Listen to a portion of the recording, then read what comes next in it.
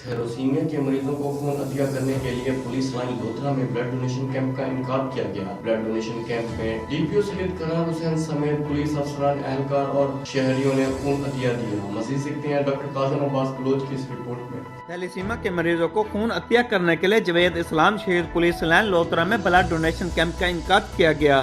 Blood donation camp में district police officer Syed करार हुसैन समेत पुलिस अफसरान और एहलकारान और मुतअद्दिद शहरियों ने खून का अतिया दिया। बच्चों ने खून देने वाले पुलिस के जवानों और शहरियों पर फूलों की पत्तियां निछावर की। बच्चों ने इस नेक काम पर डिस्ट्रिक्ट पुलिस ऑफिसर सैयद करार हुसैन को फूलों का हार पहनाया और हमें तुमसे प्यार है के नारे भी लगाए। पुलिस के चाकू चौबंद दस्ते ने खून अतिया करने वाले शहरियों को सलामी दी।